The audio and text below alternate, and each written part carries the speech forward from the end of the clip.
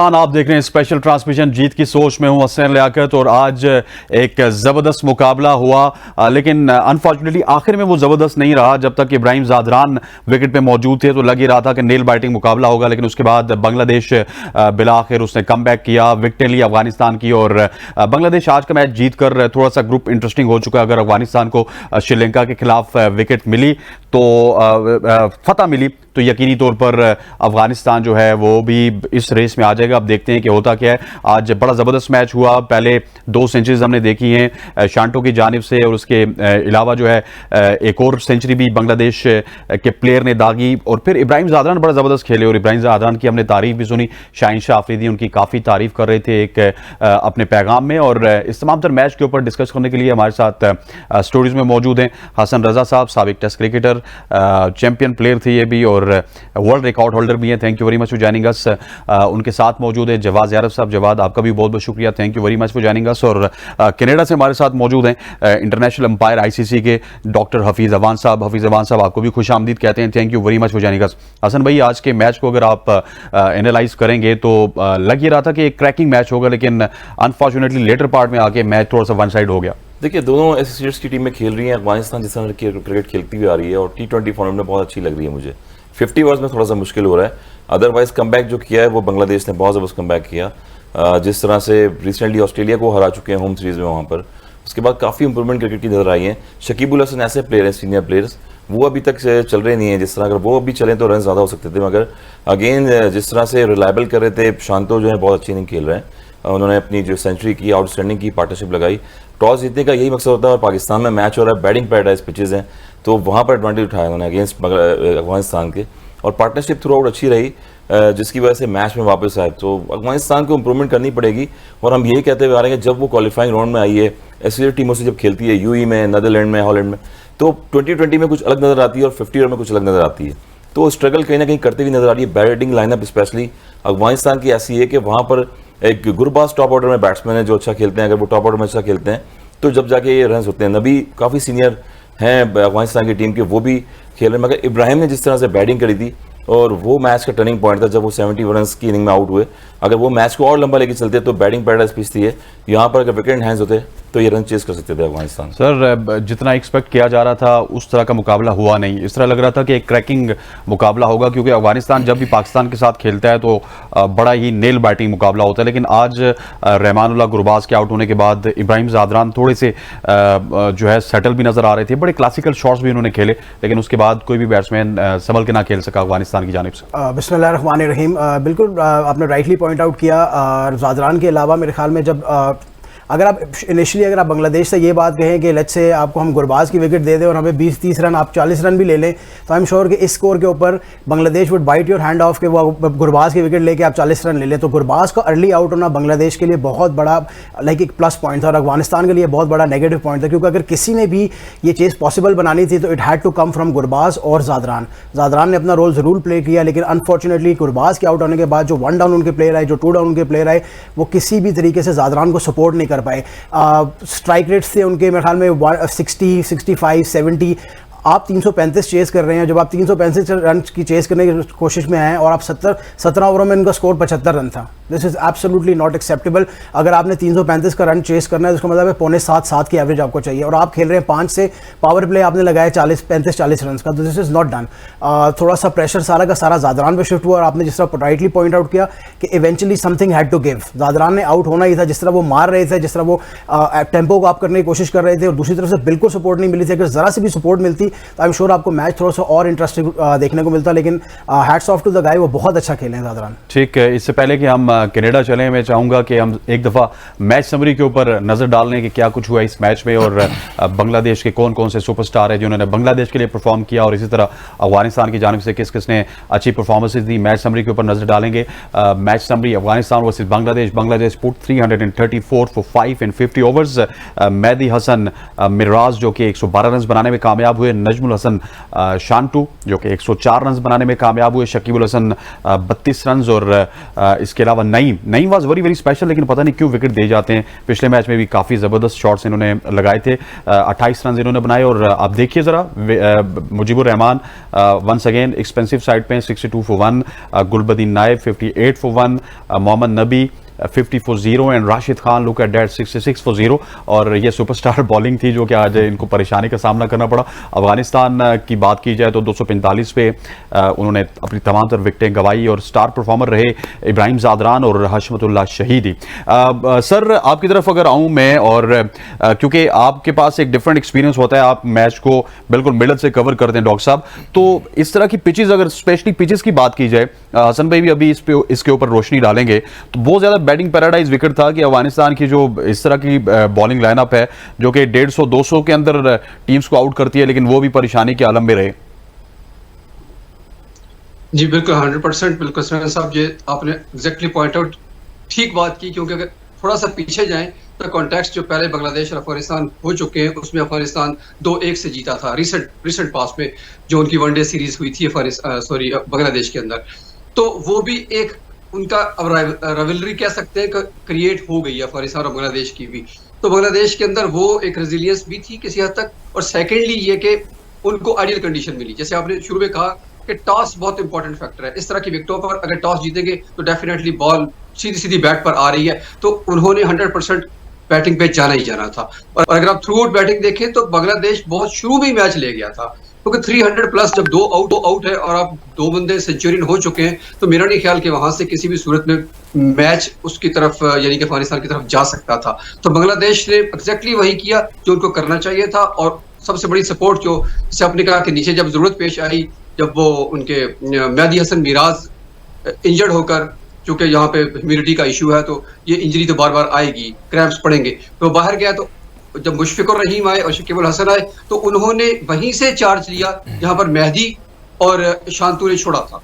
तो ऐसा नहीं हुआ कि उनको शांतु भी अनलकी रहे कि वो स्लिप हो गए और रन आउट हो गए, लेकिन वो मोमेंटम बरकरार रहा और जो हम एक्सपेक्ट कर रहे थे कि 330-340 तक हो जाएगा स्कोर, वो स्कोर हो गया।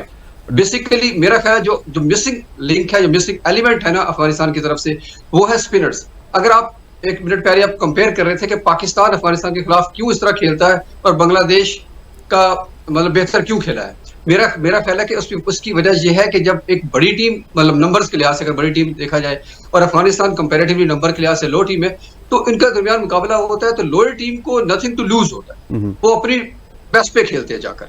तो पाकिस्तान वहां प्रेशर में खेल। डॉक्टर साहब, ये आपको भी लगा कि हमें कंपैरेटिवली थोड़ा सा बांग्लादेश बेहतर साइड लगी है? जब वो पाकिस्तान के साथ खेलते हैं या इंडिया के साथ खेलते हैं तो उनका मोराल इतना हाई नहीं होता, लेकिन आज इस तरह लग रहा था कि एक चैंपियन टीम खेल रही है और एक फिर जिस तरह फुल मेंबर खेलता और एक एसोसिएट मेंबर खेल रहा है, उसी तरह बांग्लादेश वाले बिहेव भी कर रहे थे। बिल्कुल आपने 100% बिल्कुल ठीक बात की आपने कि आज वाकई एक तो बांग्लादेश के पास डू और डाई मैच था, क्योंकि वो पहला मैच बुरी तरह हार चुके थे, तो उन्होंने एक तो मैच जीतना था, साथ साथ अपनी रन रेट को भी बेहतर करना था, जो कि उन्होंने किसी हद तक किया भी। अब एटलीस्ट वो नंबर 2 पर आ गए, अब वो तीसरे मैच की तरफ देखेंगे। तो बांग्लादेश ने बिल्कुल आज पहली दफा मुझे भी लगा कि वो एक ऐसा खेल रहे हैं कि जैसे वो फुल मेंबर हैं। हालांकि फुल मेंबर बने तो उन्हें 25 साल हो गए, लेकिन उनकी परफॉर्मेंस कभी भी रिफ्लेक्ट नहीं कर पाई इस बात को कि वो वाकई एसोसिएट टीम से निकलकर फुल मेंबर टीम बन चुके हैं। अगर आप पूरा रिकॉर्ड देखें, खैर ये लंबी बात हो जाएगी, तो उनका ऐसा अच्छा रिकॉर्ड नहीं है। वनडे में गो के बेहतर है, लेकिन वो सारा बांग्लादेश के अंदर ही है जितना भी बेहतर रिकॉर्ड है। तो ऑस्ट्रेलिया को भी हरा चुके हैं, न्यूजीलैंड को भी, पाकिस्तान को भी, इंडिया को भी शायद हरा चुके हैं अपनी होम सीरीज में, लेकिन जब वो बड़े मैच की तरफ आते हैं तो वहां आकर चोक करते हैं। लेकिन ये उनके पार टीम थी।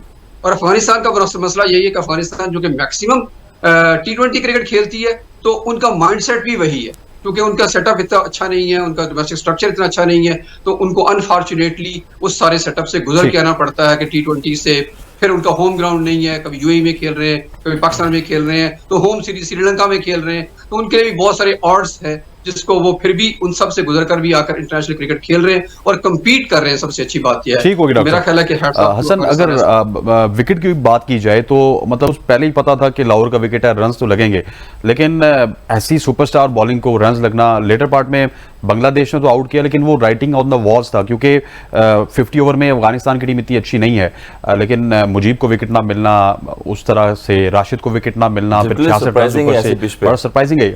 बहुत सरप्राइजिंग है। और जिस तरह देखें कि डोमिनेट जो है फास्ट बॉलर्स कर रहे हैं अब तक, अगर एशिया में अगर देखें 10 विकेट लिए हैं, नसीम शाह ने 4 विकेट्स लिए हैं पिछले वहाँ पर, मगर पाकिस्तान की जो रेपुटेशन है वो बैटिंग में पिचेस में जिस तरह से ये वो उसका मैार थोड़ा सा जो है वो गिरता जा रहा है मुझे लग रहा है जिस तरह से। और आईसीसी ने भी इंस्पेक्शन किया था पीछे जब ऑस्ट्रेलिया सीरीज आई थी, तो विकेट के हवाले से आप देखें कि इंग्लैंड जब आई है एक दिन में 500 रन चेज हो गया टेस्ट क्रिकेट में, और जितनी तरह रन चेज होती है ना, नो डाउट कि पाकिस्तान में ड्राई वेदर है बहुत ज़्यादा, पिचेस को हार्ड होना चाहिए और थोड़ा सा ग्रास भी रखें पिच पे। जब बैटिंग पैराडाइज पिच होता है तो वर्ल्ड क्लास प्लेयर्स जो हैं वो यहाँ पर नहीं आते आपकी कंट्री में। राशिद खान जैसे बॉलर्स हैं, स्पिनर में हमने देखा कोई ट्राई नज़र नहीं आ रहा था बीच में, इसके बाद शकीब ने भी ट्राई करा बॉल को, मगर कोई एक्स्ट्रा ऑर्डिनरी स्पिन नहीं हुई है। फास्ट बॉल का बॉल थोड़ा सा सीम हो रहा था, शुरू में नया बॉल था। अदरवाइज नेपाल के अगेंस्ट अगर आप देखें तो वहाँ पर भी जो है वो स्पिनर्स जो है नहीं चल सके, बैटिंग पैराडाइज पिच था, ऑलमोस्ट 150 रन इफ्तिखार ने किए, इन्होंने किए। मगर जब भी आप 4 मैचेस वेन्यू का पाकिस्तान में है तो इतनी ज्यादा बैटिंग पिचेस नहीं होनी चाहिए, क्योंकि बॉलर भागना शुरू कर देंगे पाकिस्तान से। अगर लेट्स सपोज अफगानिस्तान और पाकिस्तान का मैच हुआ तो फिर तो वो स्पिनर वाला फैक्टर ही खत्म हो जाएगा। एग्जैक्टली खत्म हो जाएगा। मगर ये कि पास में याद होगा डेनिस ली और बड़े बड़े बॉलर्स पाकिस्तान आ चुके हैं, उन्होंने कहा कि हमने पाकिस्तान सीरीज में नहीं खेलना आगे। तो खुदा ना आगे डोमेस्टिक आ रही है, आगे बहुत सारी क्रिकेट हमारी पाकिस्तान में आती है, तो पिचेस का मैार अगर बेहतर होगा तो जितने बॉलर्स हैं और पिच बॉलिंग और बैटिंग सपोर्ट होगी तो वहाँ पर आपको कॉन्फिडेंस लेवल दोनों टीमों का अच्छा हो जाता है। यही प्रॉब्लम है कि 4 मैचेस यहाँ पर हुए हैं, कज़ाफ़ी की आउटफील्ड बहुत तेज़ थी नो डाउट, मगर जो स्क्वायर पिच पे नज़र आ रहा था मैं बिल्कुल ड्राई नज़र आ रहा था। इब्राहिम जब आए उन्होंने स्ट्रोक्स खेले, कवर ड्राइव खेले, एक्स्ट्रा कवर पे खेले, फिर उसके बाद 2 सेंचुरियाँ हो गई बांग्लादेश की तरफ से। तो ये एक सरप्राइजिंग चीज़ है कि आपको सपोर्टिंग पिच बनाना चाहिए जहाँ पर बाहर की टीमें आगे खेल रही हैं और बॉलिंग और बैटिंग को सपोर्ट करें वो। सर ओपनिंग पार्टनरशिप की अगर बात की जाए जवाद, तो बड़ी ज़बरदस्त ओपनिंग पार्टनरशिप देखने को मिली बांग्लादेश की जानिब से। अगर आपने नोट किया हो, आज तो हम शांतु के भी स्टैट्स आपको बताएंगे और साथ ही मिराज के भी बताएंगे, लेकिन मैं बात करना चाहता हूँ नईम शेख की। मुझे वो बहुत ही प्रॉमिसिंग नौजवान लगे और जिस तरह वो शॉर्ट मिडल कर रहे हैं, कहीं ना कहीं पे अफगानिस्तान वाला प्रॉब्लम उनमें है कि स्टे नहीं कर रहे, लेकिन बहुत ही ज़बरदस्त टैलेंट है बांग्लादेश के लिए। बहुत ही अच्छा टैलेंट है ऑनेस्टली। उनके जितनी वैरायटी ऑफ शॉट्स उनके पास अवेलेबल है, that is very very good. The only problem is कि जो आपने भी जिक्र किया कि वो एक इनिंग्स को चला नहीं पा रहे, लंबा नहीं कर पा रहे। रन ज़रूर कर रहे हैं लेकिन लंबा नहीं कर पा रहे। आज उन्होंने 28 रन किया है गैस 32 बॉलों पे। आपने 28 और 32 बॉलों पे देखना है, लेकिन आपने ये भी साथ देखना है कि उन्होंने जो मेहदी हसन मिराज को आज सपोर्ट किया ना, because don't forget Mehidy Hasan Miraz जो है उन्होंने आज 5 साल के बाद एक्चुअली उन्होंने ओपन किया दोबारा। 2018 एशिया कप में he was the last time जब उन्होंने ओपन किया, तो आज उन्होंने 5 साल के बाद दोबारा ओपन किया एशिया कप में, which was going to be very very tough for him, especially against Afghanistan. No matter what the pitches, उनकी बॉलिंग मेरे ख्याल में कॉम्पिटेंट इनफ है फॉर इंटरनेशनल लेवल। बैटिंग पे थोड़ा सा डाउट है लेकिन बॉलिंग उनकी कॉम्पिटेंट है।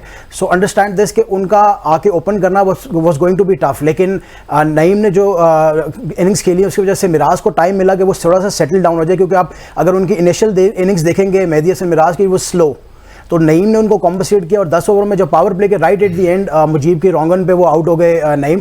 लेकिन मेरे ख्याल में उन्होंने जो इम्पोर्टेंस दी इनिंग्स को वो कैरी फॉरवर्ड किया मिराज ने, और फिर बाद में आके नजमुल हसन शांतो ने। तो मेरे ख्याल में it was a booster do और डाई सिचुएशन थी अफगानिस्तान के लिए। आपने पहले भी मेंशन किया कि अफगानिस्तान आज प्रो लगी, आज प्रो इसीलिए लगी क्योंकि डू एंड डाई थी। अगर आज वो परफॉर्म ना करते या जीतते नहीं, that would have been the end of them for the Asia Cup के लिए उनका खत्म हो गया था।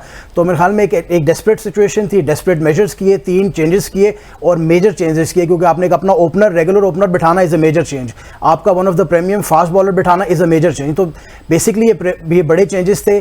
लेकिन कभी कभी कहते हैं ना क्रिकेट में जब किसी का दिन होना तो यू कैन नॉट, मतलब हर चीज़ उनके हक में जाती है। मेहदी हसन मिराज 5 साल बाद आए, सेंचुरी कर गए। उसके बाद जो आपने नंबर 1 पे हृदय को भेजा 1 डाउन पे, I mean that was how stupid was that. पिछले मैच में 89 किया हुआ था शांतो ने 1 डाउन पे, आपने आज अचानक से हृदय को उठा के 1 डाउन भेज दिया। फॉर्चुनेटली और अनफॉर्चुनेटली फॉर बांग्लादेश वो फेल हो गए और जल्दी से शांतो आ गए। और फिर उसके बाद जो 194 रन की पार्टनरशिप लगी 190 बॉल पे, दैट वाज एक्सेप्शनल और दोनों ने बहुत अच्छा खेला आज। Let's have a look at the stats of Mehidy Hasan Miraz, जिनकी आप बात कर रहे हैं। आज बड़ा बेहतरीन खेले, स्टार्ट में काफ़ी टाइम लिया, ठीक करें जवाद के। नईम शेख स्टार्ट में जो है एग्रेसर थे। इनकी बात की जाए तो रन इन्होंने 112 बनाए, बॉल्स 119 के लिए हैं। 4 अगर चौके जो है 7 हैं, 6 3 हैं। Strike rate is quite healthy 94.11। मैं स्ट्रेट अवे चलूंगा कनाडा।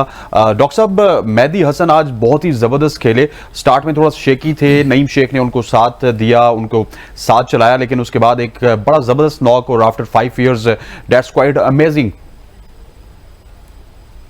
जी बिल्कुल, मेहदी का काफ़ी पर्पल पीरियड चल रहा था पिछले कुछ अरसा से, जब खासतौर पे उन्होंने इंडिया के खिलाफ भी 100 रन किए थे, 100 किए थे। वो बहुत ही आउट ऑफ ब्लू मून थे और उनका राइज तो हो रहा है पिछले कुछ सालों से कि वो एक रीढ़ की हड्डी बनते जा रहे हैं बांग्लादेश की टीम का। और नो डाउट कि इस तरह की परफॉर्मेंस, जब इतने बड़े मैच में परफॉर्मेंस देना, और जैसे अभी इन्होंने कहा कि वो ओपन भी 5 साल के बाद है। मेरे लिए खैर मुझे नहीं मालूम था कि वो ओपन पहले कर चुके हैं, लेकिन दैट्स गुड थिंग कि उन्होंने ओपन की है 5 साल के बाद, तो ये एक इटसेल्फ बहुत बड़ी बात होती है। और क्योंकि इससे पिछले मैच में उन्होंने ओपन जो करवाया था वो डेब्यूटेंट थे, तो परफॉर्म नहीं कर सके, तो उनको वापस लाना पड़ा। तो इतनी बड़ा स्विच यकदम करना मुश्किल होता है, और वो भी इस जैसे मैच में जो डू और डाई हो।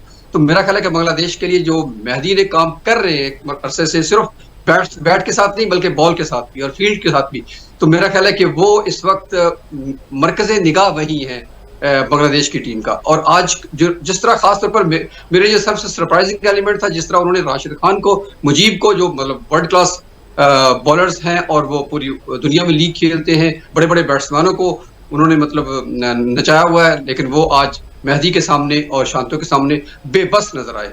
और मैंने इस तरह कभी नहीं देखा कि राशिद खान को इस तरह एक्स्ट्रा कवर पर 6 लगते हों और लगातार लग रहे हों। ये मेरे लिए बहुत ही सरप्राइजिंग था। नो डाउट कि Mehidy Hasan, the credit goes to Mehidy Hasan. अच्छा हसन, अगर मेहदी हसन की इनिंग्स की बात की जाए या फिर शांटो के ऊपर भी हम बात करेंगे, लेकिन लग ये रहा है कि अफगानिस्तान ना अपने स्पिनर्स के ऊपर बहुत ज़्यादा इन्हिसार कर रहा है। आई थिंक 45th और 46th ओवर भी उनके स्पिनर्स की जानिब से फेंके गए, और फिर उस तरह से फास्ट बॉलर्स नहीं आ रहे अफगानिस्तान में। फजल फारूकी भी आज काफ़ी वेवर्ड नजर आए, और अब शायद वो भी कहीं ना कहीं एक्सपोज होते हुए हमें नजर आ रहे हैं। उनके ऊपर भी जो है ना कुछ काम करना पड़ेगा। देखिए, बैटिंग पैटर्न पिचेस जहाँ पर होती है तो वहाँ पर क्वालिटी बॉलिंग का पता लगता है, और देखें अब वहाँ क्वालिटी बॉलिंग किस तरह से होती है। और बांग्लादेश की कोई इतनी अच्छी टीम नहीं थी, मगर सेटल डाउन हुए बैट्समैन दोनों। बैटर्स पिच का बिहेवियर उन्होंने देखा किस तरह का था, उसके बाद फिर पार्टनरशिप लगाई। और मिस फील्डिंग बहुत ज़बरदस्त नजर आ रही थी कि अफगानिस्तान में कोई सपोर्ट नहीं कर रहा था क्योंकि इतनी क्रिकेट खेलते हैं ये, होम सीरीज में भी और अफगानिस्तान में, दुबई में भी रहते हैं मुकीम। एसोसिएट टीमों को इतना हराते हैं ये लोग। और मैंने फिर भी बताया कि बार बार के T20 फॉर्मेट में ये बिल्कुल एग्रेसिव खेलते हैं, कुछ भी कर देते हैं, मगर 50 ओवर्स की गेम में कोई गेम प्लान का नजर नहीं आया। गुलबदीन मीडियम पेसर बॉलर हैं, उसके बाद फास्ट बॉलर्स प्रोड्यूस नहीं हो रहे अफगानिस्तान की तरफ से, तो रिलायबल जो है वो राशिद खान पे और मुजीब पे ही हो रहा होता है, जिसकी वजह से जो ये लैग कर रहे हैं साल में। ठीक। अच्छा सर, आपसे आखिरी सवाल करूंगा कि जो अगला मैच है इंडिया और नेपाल का, उसके हवाले से आप क्या समझते हैं? क्विकली मुझे बताइएगा कि क्या एक दफ़ा फिर बारिश होगी या फिर कुछ ना कुछ रिजल्ट निकलेगा इस मैच का? वैसे तो खैर मानसून का सीजन है सर, ये आप मेरे से सवाल करें ना सर? जी जी जी जी। अच्छा सॉरी अच्छा जी, तो बिल्कुल ये मानसून का सीजन है, बारिश का इम्कान तो किसी वक्त रहेगा, और किसी भी लम्हे आपको पता है कि हमारा पूरा रीजन इस मानसून के खित्ते का जो है, मतलब पाकिस्तान, इंडिया, बांग्लादेश, श्रीलंका, ये रहता है जुलाई अगस्त के सीजन में। तो एशिया गो के एक अलग बहस है कि एशिया कप का शिफ्ट करना इटसेल्फ भी एक गलती थी। बहरहाल जैसे भी अब तो हो रहा है, तो मेरा ख्याल है कि बारिश हो भी जाए तो कुछ ना कुछ मैच का हिस्सा जरूर हो जाए। ठीक हो गया। और यहाँ क्लियर कट एडवांटेज तो है। ठीक हो गया। डॉक्टर साहब बहुत बहुत शुक्रिया, thank you very much for joining अस। बहुत अच्छा लगा आपसे गपशप करके। ख्वातीन वज़ात यहाँ पर वक्त हुआ चाहता है एक शॉर्ट से कमर्शियल ब्रेक का। ब्रेक के बाद वापस आते हैं और एक और मेहमान हमारे साथ मौजूद होंगे। Stay with us. Welcome back to जीत की सोच। और अब बात करेंगे अब नजमुल हसन शांटू के ऊपर, जिन्होंने आज कमाल की इनिंग्स खेली और एक और सेंचुरी हमें देखने को मिली। सबसे पहले उनके स्टैट्स देखने पड़ेंगे, वो क्या किया उन्होंने आपको भी बताना पड़ेगा, क्योंकि पता तो सबको है कि उन्होंने एक सेंचुरी की, लेकिन थोड़ा सा इसका एनालिसिस भी कर लेते हैं। 104 रन उन्होंने बनाए, 105 गेंदों पर, चौके उनके 9 थे, छक्के उनके 2 थे, और स्ट्राइक रेट उनका 99.04 का था। Very very good innings from Najmul Hossain Shanto. Hasan भाई जी, स्ट्राइक रेट देखें 99.9 का था और बहुत ज़बरदस्त इनिंग खेली है। यही वो कॉन्फिडेंट लेवल होता है। टॉस जीत के पहले बैटिंग का फैसला किया, और जितने भी बैटर्स होते हैं आपके वो फॉर्म में आ जाएं, और अब तक देखें फॉर्म में आगे भी इनके मैचेस होंगे। अगेन वही कि स्ट्रगल बॉलिंग थोड़ी सी कर रही है, मगर ये कि तस्कीन ने जो बॉलिंग करी है वो अच्छा ब्रेक थ्रू दिया है अफगानिस्तान के अगेंस्ट।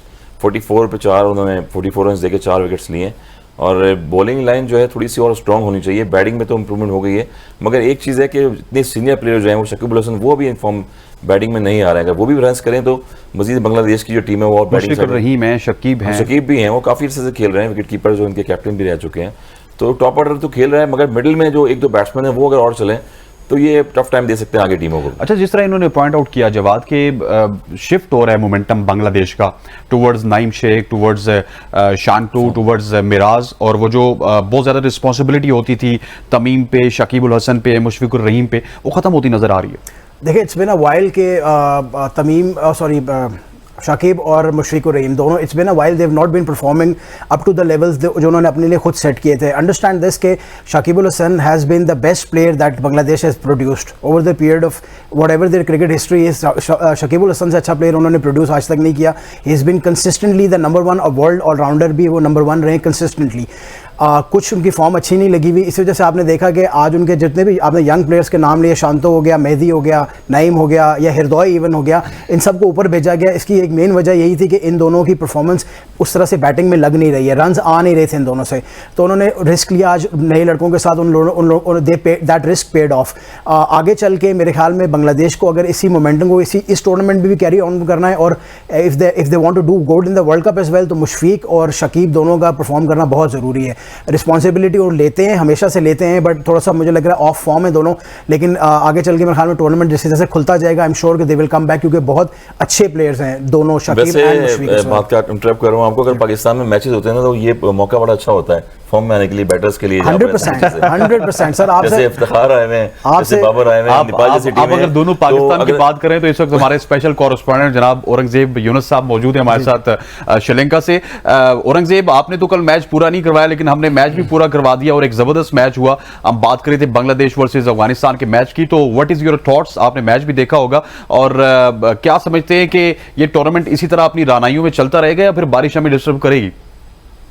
देखें, लाहौर की हद तक तो मुझे लगता है बारिश आपको डिस्टर्ब नहीं करेगी, और बड़ा अच्छा विन किया आज बांग्लादेश ने. और क्योंकि उनका ग्रुप जो है वो काफी मुश्किल ग्रुप है, क्योंकि श्रीलंका, अफगानिस्तान तीनों टीमें जो टफ हैं, तो ये उनके लिए बड़ा अच्छा है. आगे श्रीलंका को हरा के वो आगे टॉप 4 में कर सकती हैं. यहाँ की आपने बारिश की बात की, तो यहाँ की मैं बात करूँ बारिश की, आज चूंकि एक जय शाह साहब की आंखें भी यहाँ पे खुल गई हैं, क्योंकि जब से 4 दिन से हम यहाँ पे आए हैं, कोलंबो में हम 1 दिन रुके हैं तो हमें सुबह बारिश मिली, फिर हम कैंडी का सफर किया तो पूरे रास्ते में बारिश थी, फिर यहाँ कैंडी में कल से जो बारिश का सिलसिला शुरू हुआ वो अभी तक वक्फे से जो है वो जारी है. कल का मैच भी जो पूरा नहीं हो सका था, और कल एक बहुत इंपॉर्टेंट मैच जो है वो इंडिया और नेपाल के दरमियान खेला जाने वाला है, और वो मैच भी बारिश से इफेक्ट होने के खतरात जो है वो बहुत ज्यादा है. मेरी ये ख्वाहिश है, चूंकि पीसीबी ने बहुत ज्यादा तफसीलात का इज़हार किया था जब ज़का अशरफ साहब आए chairman management committee Najam Sethi साहब के बाद, उन्होंने भी बड़ी कोशिश की थी कि ये टूर्नामेंट जो है वो श्रीलंका से शिफ्ट किया जाए, लेकिन चूंकि भारतीय क्रिकेट बोर्ड ने अपनी जिद जो वो नहीं छोड़ी, और कल मैं उम्मीद करता हूँ कि कल ये बारिश से इफेक्ट हो और ये ओवर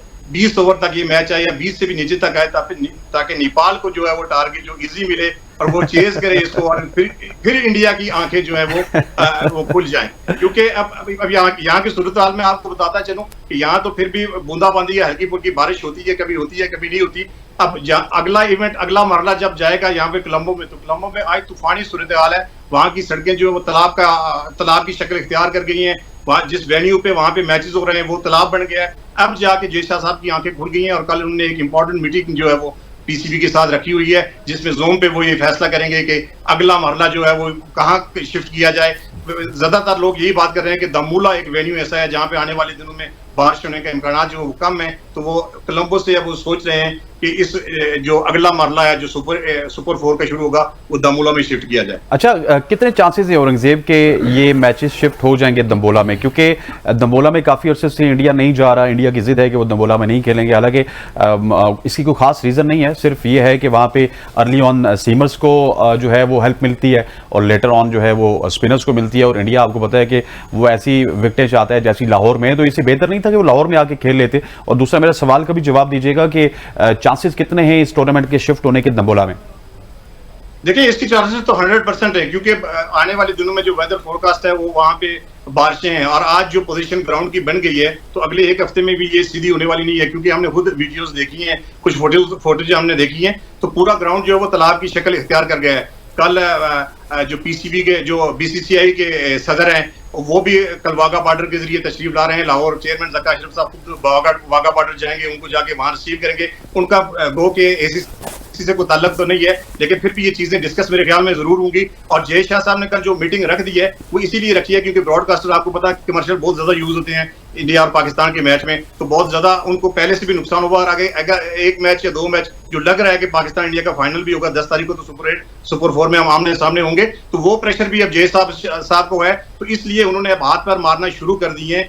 मैं उम्मीद करता हूं कि कल जब जब बीसीसीआई के प्रेसिडेंट वहां पे पहुंचे कल, क्योंकि उनके एशिया का बंदोबस्त भी किया और ज़का अशरफ साहब ने, और वो खुले दिल के साथ ये तस्लीम करें कि हमने ये हरदर्मी करके गलत किया है, और अब हम चूंकि ब्रॉडकास्टिंग टीम आपकी लगी हुई है वहां पे लाहौर में, सारा सेटअप लगा हुआ है, खुले दिल के साथ वो वेलकम करें कि हम आ रहे हैं, ज़का अशरफ साहब को कहें कि हमें वेलकम करें, हम आ रहे हैं, और लाहौर में आके अपना मैच करें। अदरवाइज ये दमूला में ये मैच अगर शिफ्ट भी हो गए तो मेरे ख्याल में जो यहाँ का वेदर है इस पे प्रिडिक्ट नहीं किया जा सकता कि दमूला में बारिश होगी या नहीं होगी, क्योंकि यहाँ पे कल से जो है आज बारिश की प्रिडिक्ट यहाँ पे नहीं थी, लेकिन आज भी हमने देखा कि कल से ज्यादा यहाँ पे बारिश हुई, तो दमूला में मैच शिफ्ट होंगे, लेकिन ये बारिश का जो है आंख मचोली भी साथ साथ। औरंगजेब, ये जो वीडियोस आपने हमें भेजी हैं ये आपने खुद एनालाइज किया है और ये कहां की सूरत हाल है मुझे बताइएगा, क्योंकि आप पिछले हफ्ते से जो है श्रीलंका में मौजूद हैं। ये श्रीलंका के हालात कब से हैं और इस हालात में वहां पे इतना बड़ा इवेंट करवाना सिर्फ इस जिद में कि पाकिस्तान में ना हो और श्रीलंका में हो? देखिए ये नजर आ रहा था, ज़का अशरफ साहब ने जब चार्ज संभाला तो ज़का अशरफ साहब ने भी खुद मेल्स भी किए हैं, खुद भी बीसीसीआई से राब्ता भी किया, जय शाह साहब से राब्ता भी किया कि जो वेदर फोरकास्ट है वो वहां की सूटेबल नहीं है और हमारा ये इवेंट कामयाब नहीं होगा, लेकिन इंडियन जो है वो मानने को तैयार नहीं थे। मुझे पहले का तो ज्यादा नहीं पता, लेकिन जब से हमने लैंड किया है मैंने यहाँ पे बारिश ही बारिश देखी। गो के यहाँ श्रीलंका में ये जो ग्राउंड स्टाफ है, मैं इसकी तारीफ इसलिए करूंगा कि वो जो कवर करते हैं तो पूरा ग्राउंड कवर करते हैं, ताकि जैसे ही बारिश खत्म होती है तो अगले 2-4 या 5 मिनट के अंदर अंदर मैच शुरू हो जाता है। अदरवाइज अगर ये कोई और कंट्री होता, जब बारिश होती है फिर 15-20 मिनट लगते हैं, फिर आउटफील्ड गीली हो एम्पायर जो इंस्पेक्शन की तरफ जाते हैं फिर उसमें भी टाइम लगता है, इंस्पेक्शन के बाद भी आपको 25 या 30 मिनट और लगते हैं, वो देने होते हैं ताकि टीमें जो है वो वापस प्रिपेयर हों। तो ये ग्राउंड स्टाफ बहुत अच्छा है, तो इसलिए ये जो पिछला मैच है जिसके 50 ओवर इंडिया खेल गया, वरना ये 20 ओवर का मैच भी नहीं होना था, और ये पूरा टूर्नामेंट मेरे ख्याल में इसी तरह से आंख मचोली बारिश की चलती रहेगी। मतलब कि बारिश होती है तो ज्यादा पानी आता है। हसन भाई, मतलब ये क्या चल रहा है श्रीलंका में, इतनी ज्यादा बारिश, इतना ज्यादा पानी? और औरंगजेब भाई वहाँ से कवरेज करके बता रहे हैं हमें जो हालात लग रहे हैं, और मुझे लग रहा है कि पाकिस्तान में होना चाहिए थे मैचेस, मगर वही जो हटदर्मी की बात करी आपने कि इंडिया, लेकिन अब भी हसन भाई, सॉरी टू कट यू, कि अब भी बेसिकली वो पाकिस्तान की हमदर्दी में नहीं कर रहे।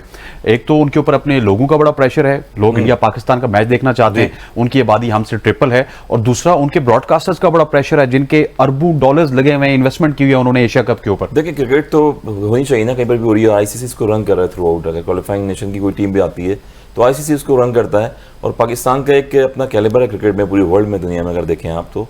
मैंने पहले ही बताया था कि पीसीबी को चाहिए कि जो चेयरमैन आते हैं हमारे, वो डिस्कस किया करें इन चीज़ों पे, कि जैसे लोगों नहीं, आपका एशिया कप हो रहा है, शर्ट पे लोगों नहीं लगे हुए हैं प्लेयर्स के, और कोई एडवर्टाइजिंग नहीं हो रही है इसकी एशिया कप की। और ओवरऑल देखिए तो अभी पिक्चर्स दिखाई औरंगजेब ने, तो मेरे ख्याल में ये मुश्किलात का सामना हो सकता है एशिया कप में। जो पाकिस्तान के मैचेस हैं, यहाँ पर ड्राई वेदर है आजकल, यहाँ पर तो हो जाएंगे मैचेस, मगर वहाँ पर मुश्किल लग रहा है श्रीलंका में। और मुझे याद है कि ग्वाल जो स्टेडियम था वो भी आपको पता है कि दोबारा रिन्यू हुआ है वो स्टेडियम। जब वहाँ पर बारिशें होती हैं, सुनामी ऐसे आता है, तो मेरे ख्याल में 2 या 3 हफ्ते क्रिकेट कोई होती नहीं है वहाँ पर। तो ये बड़ा एक लम्हा फिक्रिया है कि ये वेन्यू पे सोचना चाहिए था कि आप ऐसी कंडीशन में वहाँ पर मैचेस करवा रहे हैं, इससे डिस्टर्बेंस भी बहुत ज़्यादा हो रही है क्रिकेट के लिए वहाँ पर। वास्तव ये चीज़ पहले सोचने वाली थी जो अभी हमें औरंगजेब बता रहे हैं, बल्कि पूरी नेशन ने, मैंने और औरंगजेब ने भी, आपने भी बहुत सारे प्रोग्राम किए एशिया कप के ऊपर, और एशिया कप में आई थिंक सबसे ज़्यादा प्रोग्राम हमारे प्लेटफॉर्म से हुए कि हो रहा है या नहीं हो रहा, फिर पाकिस्तान में हो रहा है या फिर श्रीलंका में हो रहा है, और फाइनली अब पता ही चल रहा है कि श्रीलंका में जहाँ पे वेन्यूज़ रखे गए थे वहाँ से उनको शिफ्ट किया जाएगा। औरंगजेब के मुताबिक 100% है कि शिफ्ट होगा। देखिए, मैं हसन भाई की बात से बिल्कुल अग्री करता हूँ, 100% हरदर्मी की इंतहा है, और इन ऑल ऑनेस्टी आईसीसी के ऊपर इंडिया का इतना ज़्यादा इन्फ्लुएंस है। थोड़ा सा लाइट मोड में बात करूँगा, कल को ऐसा भी हो सकता है कि इंडिया जो है वो आपको डिक्टेट करना शुरू कर दे, आपने क्या 11 खिलानी है, पहला ओवर बाबर आजम से करवाइएगा, मतलब इस तरह की चीज़ें भी आपको क्रिकेट में आगे आने में देखें, क्योंकि इतनी सीरियस डोमिनेंस है। हमने पहले भी डिस्कस किया था कि जो अभी जो पिछले अगले 4 साल का जो रेवेन्यू शेयरिंग का जो बजट उसमें अनाउंस हुआ था, 38-39% शेयर जो है वो सिर्फ इंडिया अकेला लेके जा रहा है। England is taking 6.5%, Australia 6%, Pakistan 5%। जब इतना ज़्यादा गैप होगा शेयर्स के अंदर और इतना ज़्यादा स्पॉन्सरशिप इंडिया से आएगी और फिर इतना रेवेन्यू वो शेयरिंग करेंगे, तो फिर आपको उनकी सुननी पड़ेगी। I did not understand why not Dubai, why not UAE. अगर आपने पाकिस्तान के साथ आपको प्रॉब्लम थी, आपने नहीं खिलाना था, तो why not Dubai, why not UAE की पिचेस कम से कम इससे बेहतर होती, इससे पिचेस भी बेहतर होती, हालात भी बेहतर हो जाता ना। दैट इज माय पॉइंट ना, कि इतनी ज्यादा डोमिनेंस है कि कल को वो आपको कुछ भी करने को कह सकते हैं। एशिया कप के नीचे लोगो नहीं लगाया, एशिया कप का जो लोगो था उसके नीचे बैग पार्डन पाकिस्तान ने लिखा। This how it is. इतनी ज़्यादा मैंने आपको ये कहा ना कि जब एशिया कप का इवेंट आया तो उन्होंने ये कहा कि क्योंकि ये एशिया ACC के अंडर आता है तो India are not obligated to go to Pakistan, क्योंकि ACC का ऐसा कोई रूल नहीं है। वर्ल्ड कप जो है वो ICC के अंडर आता है क्योंकि उसमें रूल है, तो Pakistan has to travel to India. मतलब दिस इज अ जोक, ये मजाक चल रहा है और ये क्रिकेट साहब मजाक चल रहा है। ट्रस्ट मी, आने वाले वक्त में cricket itself is going to pay for this joke. अच्छा, कल शुक्ला जी भी आ रहे हैं, रंगजेब से पूछे थे। रंगजेब, कल ICC के प्रेसिडेंट और वाइस प्रेसिडेंट भी पाकिस्तान पहुंच रहे हैं, उससे कुछ मामलात हल होंगे? कोई हम बायलैटरल सीरीज या फिर इंडिया पाकिस्तान आ जाए? हम तो वैसे भी जा रहे हैं ICC का इवेंट खेलने, सो वो विजिट कितना सिग्निफिकेंट है? लास्ट टाइम मुझे याद है कि 26/11 मुंबई अटैक्स के बाद वो कोई भी उनका जो प्रेसिडेंट है वो यहाँ पे नहीं आया, लेकिन ये पहली दफा आ रहे हैं। देखिए, इस हवाले से तो बड़ा इंपॉर्टेंट है कि चलो कोई BCCI का सदर जो है, नायब सदर, वो 4 रुकनी वक्त के साथ पाकिस्तान जरूर आए हैं, लेकिन मेरे ख्याल में BCCI के सदर का इस ACC के इवेंट के साथ कोई तल्लक नहीं होगा। लेकिन जाहिर बात है, ऑफ द रिकॉर्ड जो है वो बातें तो जरूर होंगी, बायलैटरल सीरीज के बारे में बातें होंगी, लेकिन फिलहाल जो PCB के जराये से मालूम हुआ है कि वो कल सिर्फ इन्विटेशन पे आ रहे हैं, जो मैच 5 और 7 तारीख को वो देखने के लिए आ रहे हैं। लेकिन इसमें ये वैसे एक साइन तो है रंगजेब के, अगर वो आते हैं तो डेफिनेटली कुछ ना कुछ बात होगी, बायलैटरल सीरीज की बात होनी चाहिए। और वैसे मैं समझता हूं कि इंडिया को हमसे ज्यादा बायलैटरल सीरीज चाहिए। उसकी रीजन ये है कि वो ना शाहीन शाह अफरीदी को खेल सकते हैं, ना नसीम शाह को खेल सकते हैं, ना हारिस रऊफ को। तो द मोर दे प्ले तो द मोर दे लर्न, मतलब कि वैसे तो साल के बाद कोलैप्स ही हो जाते हैं।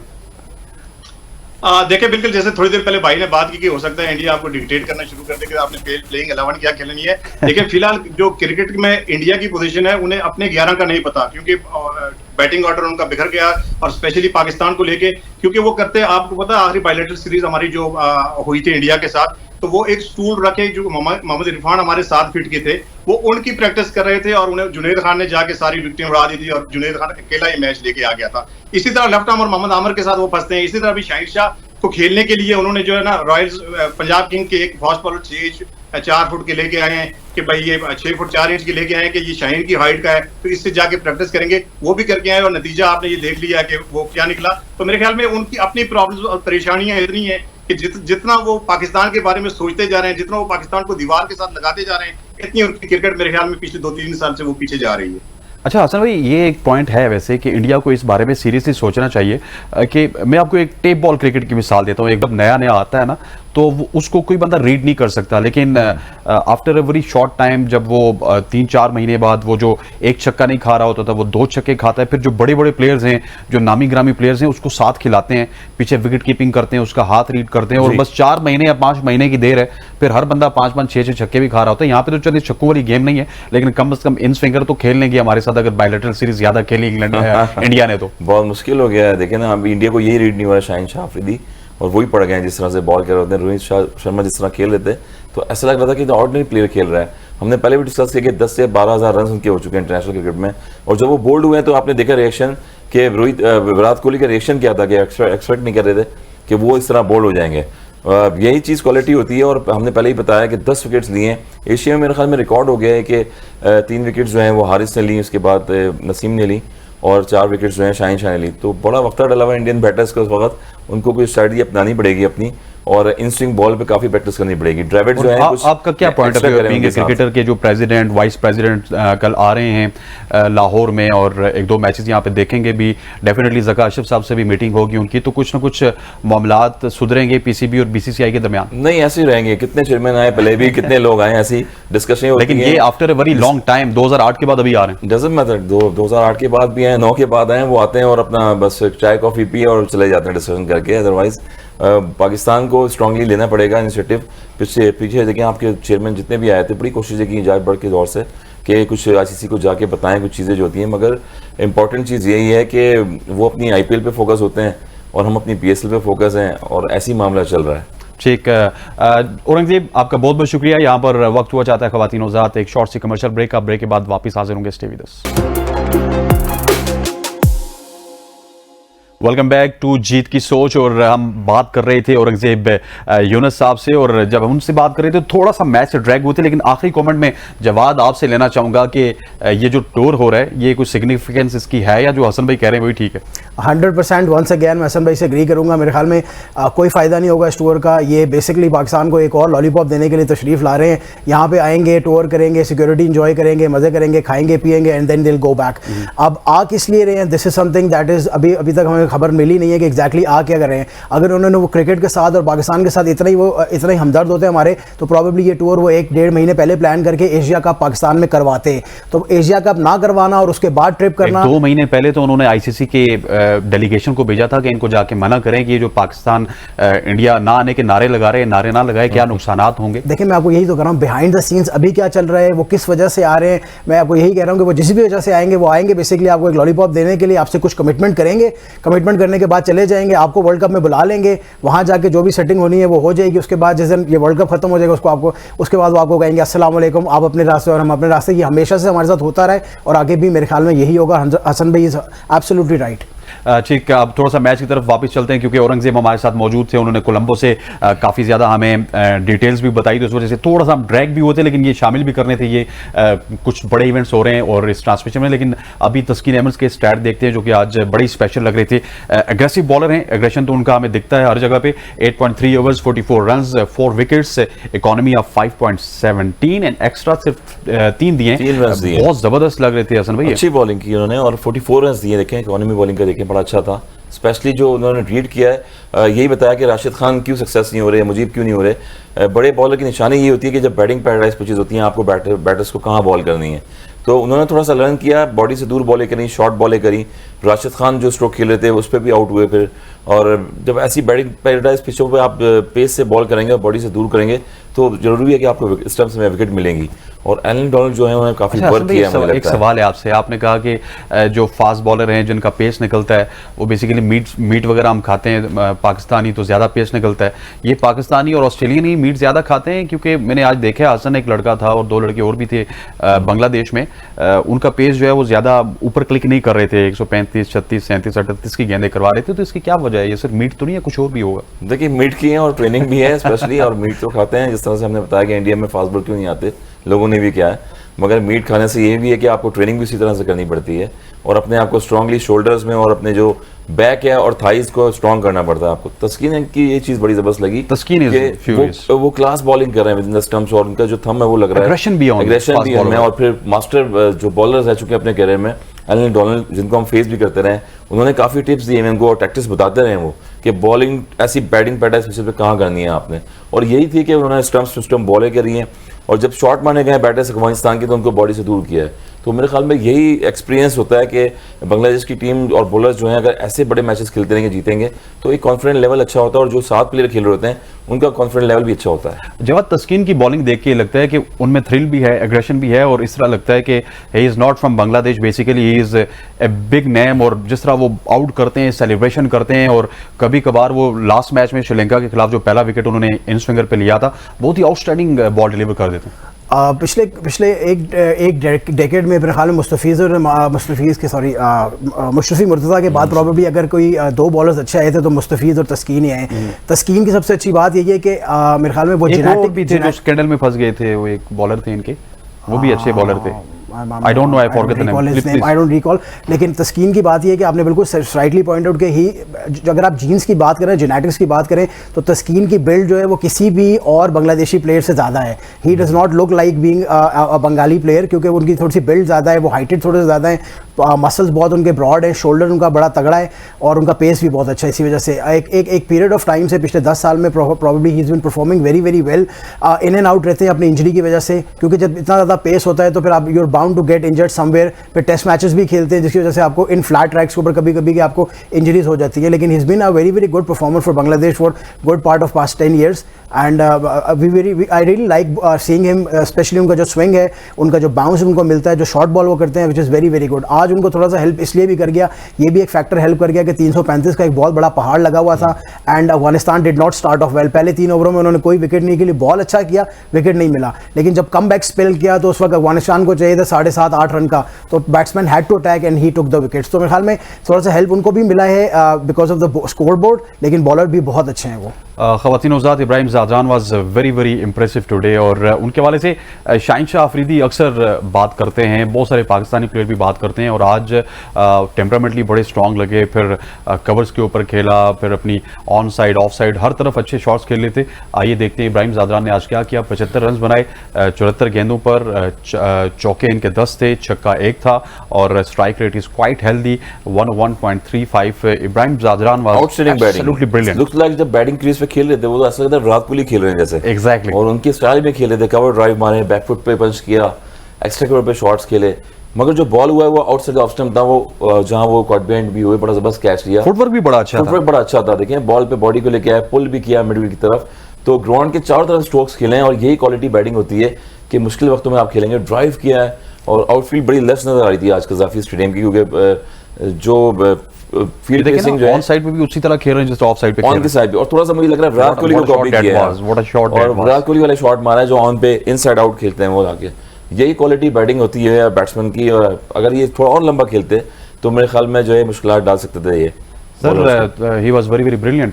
Class act. I mean probably अगर अफगानिस्तान को फ्यूचर क्रिकेट की बात करें तो मेरे ख्याल में गुरबाज और इसको ज़ादरान को छोड़ के आपको कुछ खास नज़र नहीं आ रहा मिडल ऑर्डर में, but these two guys are very very explosive, और उसमें भी गुरबाज से technically Zadran is very very good. I mean he is a class act to watch. आपको देख के बहुत मज़ा आएगा, किसी भी किस्म की पिचेस होगी, इवन टफ पिचेस पे भी ये आपको बेहतरीन बैटिंग करते हुए नजर आएंगे टेक्निकली, क्योंकि सॉलिड है। Gurbaz is an explosive player, ये जो है ना सॉलिड है, और उन्होंने आज दिखाया कुछ शॉट्स तो एब्सोल्युटली अमेजिंग थी। और मैं अगैन अग्रीइंग टू हसन भाई, मेरे ख्याल में कुछ तो कोहलीएस्क शॉट्स थी, मतलब it was very very good, beautiful to the eye, backfoot punches बहुत अच्छे थे, कवर ड्राइव्स बहुत अच्छी थी, कट्स बहुत अच्छी थी, और सबसे अच्छी बात ज़ादरान की है कि he plays on both side of the wicket. आप कोई और बैट्समैन जब एक्सप्लोसिव ओपनर्स देखते हैं ना तो दे प्रेडोमिनेंटली एक साइड खेलते हैं, या तो लेग खेल रहे हैं या ऑफ खेल रहे हैं, बट ही इज समवन जो कि दोनों साइड पे खेलता है विकेट के, and he is very pleasing to the eye. जब आपने 334 रन बनाने के बाद आपने गुरबाज की बात की, गुरबाज हो गए, फखर जमान हो गए, फिर रोहित शर्मा हो गए, ये स्ट्रोक प्लेयर हैं, और जब वो आउट होते हैं तो सेलिब्रेशन आपने बांग्लादेश की देख ली होगी, लेकिन स्ट्रोक प्लेयर अगर आपका आउट हो जाए तो फिर रन बनाना थोड़ा सा मुश्किल हो जाए। मैंने प्रोग्राम के शुरू में कहा था कि अगर आप बांग्लादेश को कहते हैं कि भाई 40 रन ले लो और गुरबाज की विकेट हमें दे दो, तो they would have bitten your hand off, क्योंकि उनको पता है कि ये जो गुरबाज की विकेट ले ली ना, उन्होंने 70 या 50% आउट से मैच जो है वो उनके हाथ से निकल गया। क्योंकि अगर ये चेस पॉसिबल थी, I am not saying Gurbaz ने 150 या 250 करना था, लेकिन एक इसी तरह का जिस तरह ज़ादरान ने 75 रन किए ना, 70, 75, 80 की नॉक अगर गुरबाज से आ जाती ना, ये मैच का रिजल्ट बहुत डिफरेंट होता।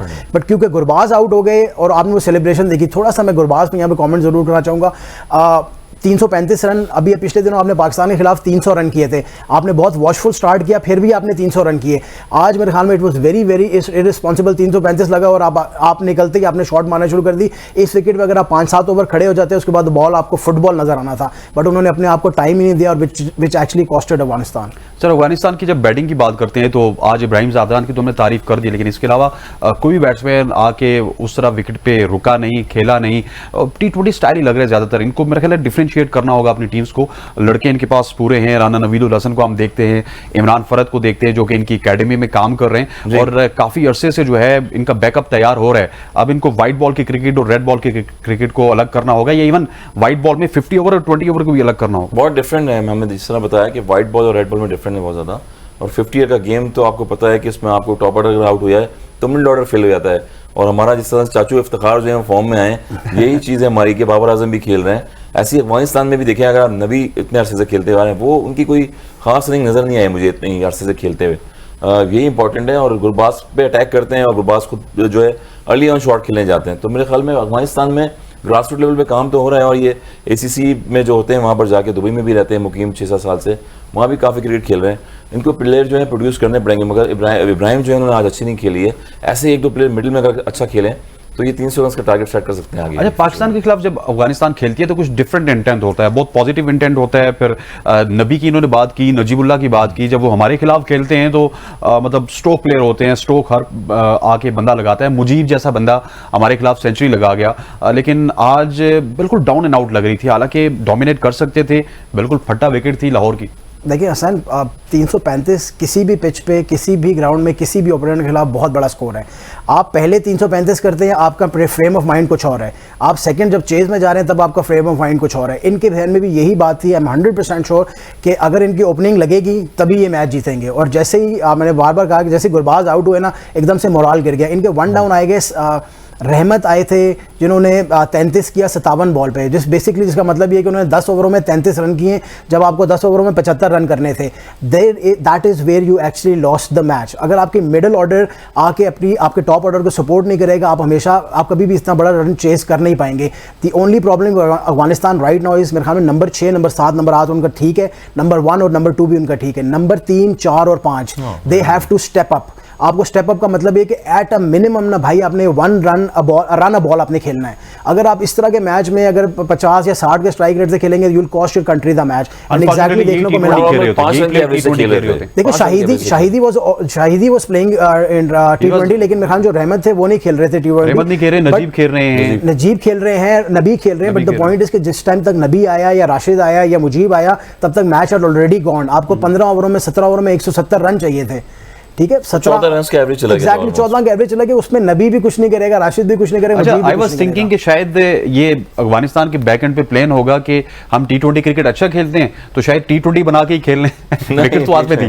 T20 के ओवर्स हो जाते हैं, उसके बाद मजीद जो है वो 40 ओवर रहते हैं, 30 ओवर रहते हैं मजीद, क्योंकि 50 ओवर का गेम होता है। 20 ओवर तक तो ठीक रहते हैं, उसके बाद जो है बीच में कौन आता है, मिडिल में किस तरह मैच को लेकर चलता है। अच्छा सर, कल के मैच के वाले से हमारे पास स्टैट्स तो कुछ है नहीं कि हम आपको बताएं कि इंडिया और नेपाल के खिलाफ क्या हुआ, हेड टू हेड क्या हुआ। मुझे लग रहा है कि अगर बैटिंग पैराडाइज पिचेस ऐसी बनी तो इंडिया की अगर पहले बैटिंग आ गई, अगर मैंने पाकिस्तान और नेपाल के मैच में कहा था, आपको याद होगा कि जो आउट ऑफ फॉर्म है वो फॉर्म में आ जाएंगे। अच्छा, तो इंडिया में भी ऐसे लग रहा है कि अगर टॉस जीता इंडिया ने तो वो बुरका से निकालेंगे नेपाल के। 210 बनाए थे ईशान किशन ने, अगले दिन वो ड्रॉप थे। तो क्या आपको लग रहा है कि नेपाल के खिलाफ KL राहुल को खिलाएंगे कि यार ईशान तो रन बना चुके हैं पाकिस्तान के खिलाफ, अब राहुल का थोड़ा सा बल्ला खोल लेते हैं? देखें, इंडिया में एक बहुत बड़ी डिबेट हो रही है। I don't know if you are aware of this, लेकिन ये कहा जा रहा है कि ईशान किशन को खिलाया गया KL राहुल को प्रोटेक्ट करने के लिए। पाकिस्तान के खिलाफ they wanted to protect KL Rahul ताकि उसको वर्ल्ड कप में लेके जाए और पाकिस्तान के खिलाफ उसको ना खिलाएं अगर वो एक्सपोज ना हो, और उन्होंने ईशान किशन को खिला दिया। लेकिन अनफॉर्चुनेटली ये उनके रिपोर्टर्स कह रहे हैं, ये उनके रिपोर्टर्स कह रहे हैं, ये उनके एनालिस्ट कह रहे हैं कि जी उसको प्रोटेक्ट करने के लिए। लेकिन फॉर्चुनेटली और unfortunately for India, Ishan Kishan perform कर गया। अब how will you play KL Rahul Pakistan के अगेंस्ट ऐसी क्रंच सिचुएशन में? एक लड़के ने 80, 85, 86 रन कर दिए। 210 जिस दिन किए थे ना, अगले दिन ये बैठ गए थे। अब एग्जैक्टली, लेकिन उस वक्त 210 किए थे, आज उन्होंने कर दिए 86 जब पाकिस्तान के खिलाफ आप स्ट्रगल कर रहे थे। यू अंडरस्टैंड दिस के इंडिया वर्ल्ड कप भी जीतता है, एक बहुत बड़ी खुशी होती है उनके लिए, लेकिन पाकिस्तान के खिलाफ जो बंदा उनका परफॉर्म करेगा ना, he is basically there king. अब आप मुझे बताएं कि आप KL राहुल को किस तरह टीम में लाएंगे और ईशान किशन को कैसे बिठाएंगे? तो इंडिया की क्रिकेट इन सेल्फ जो है ना, सर पकड़ के इस वक्त बैठी हुई कि एग्जैक्टली हमारे साथ हो क्या गए। तो आपने बात बिल्कुल ठीक की है। मेरा नहीं ख्याल है कुछ चेंजेस होंगे, इंडिया को इसी टीम के साथ जाना चाहिए। आई गेस अगर आपने KL राहुल को स्लॉट इन करेंगे तो that would be in place of Shreyas Iyer, क्योंकि श्रेयस अय्यर को इस वक्त बिठाना थोड़ा सा आसान है। Ishan Kishan is not setting. Shreyas का भी स्टार्ट बड़ा अच्छा था। स्टार्ट अच्छा था वाली। अच्छा सर, कल जीतेगा कौन? डेफिनेटली इंडिया जीतेगी, मगर मुझे लग रहा है बारिश ना जीत जाएगा दोबारा। जिस तरह बारिश जीत गई तो इंडिया इन सुपर 4 2 पॉइंट्स मिल जाएंगे। 1 पॉइंट उनको मिला है अगेंस्ट पाकिस्तान के। ओवरऑल अगर मैच पूरा होगा तो देखेंगे टॉस जीत के पहले बैटिंग भी होगी और फिर नेपाल की टेस्टिंग टाइम होगा अगेन। जिस तरह से देखा आपने कि वर्ल्ड क्लास टीमें खेल रही हैं इसमें, श्रीलंका, पाकिस्तान और नेपाल के अनएक्सपीरियंस बॉलर भी हैं। तो ये टाइम होता है बड़े प्लेयर्स का कि शायद वो फॉर्म में आ जाए वापस। विराट कोहली और रोहित शर्मा ऐसे प्लेयर्स हैं, शायद तो बॉलिंग नहीं कर रहे होंगे वहाँ पर, तो वहाँ उनको मौका मिलेगा कि अपने रन्स करने का टीम के लिए, और टीम को जो है कि मुस्तकिल तौर पर जो है प्लेइंग 11 विल बी सेम मोर और लेस मेरे ख्याल में सेम। इंडिया की आप बात कर रहे हैं, मैंने आपको बताया शामी और सूर्या कुमार यादव समवेयर। देखिए उनकी बॉलिंग को तो परफॉर्म करने का मौका ही नहीं मिला। तो अगर वो उसको बाहर बिठाएंगे तो मेरे ख्याल में that would be another desperate decision या अनदर स्टूपिड डिसीजन होगा कि एक बंदा चेक ही नहीं हुआ तो आप उसको दोबारा बाहर क्यों बिठा रहे हैं, या तो पहले ही नहीं खिलाना था। मेरे ख्याल में India made a mistake by the way not playing Mohammed Shami and they try to play with Shardul Thakur. मुझे नहीं समझ आ रही है कि आप भाई कितने 9, 10, 11 प्लेयर खिलाना चाह रहे हैं। अपनी बॉलिंग पे फोकस करें, प्ले अ प्रॉपर बॉलर, और आपके 8 बंदे आर गुड इनफ। जहाँ पे पे तो आपके 8 नहीं बैटिंग कर पाएंगे ना, वहाँ आपका 9वां भी बैटिंग नहीं कर पाएगा। तो शार्दुल ठाकुर की जगह मेरा शामी को वैसे भी खिलाना चाहिए था, बट मेरे ख्याल में कल के इवेंट में with all due respect to Nepal कोई भी खेले कोई फर्क नहीं पड़ने वाला। हसन भाई बहुत बहुत शुक्रिया, thank you very much for joining us. Jawad आपका बहुत बहुत शुक्रिया, thank you very much for joining us. ख़वातीन और हज़रात, आपने आज की इंटरेस्टिंग डिबेट सुनी है, डिफरेंट टॉपिक्स को हमने कवर किया है। इंशाल्लाह कल एक दफ़ा फिर हाजिर होंगे इंडिया और नेपाल के मैच के बाद। अगर वो वॉश आउट हुआ तो फिर हम कुछ और डिस्कस करेंगे, अगर मैच हो गया तो फिर मैच को डिस्कस करेंगे। कल तक के लिए इजाज़त, अल्लाह हाफ़िज़।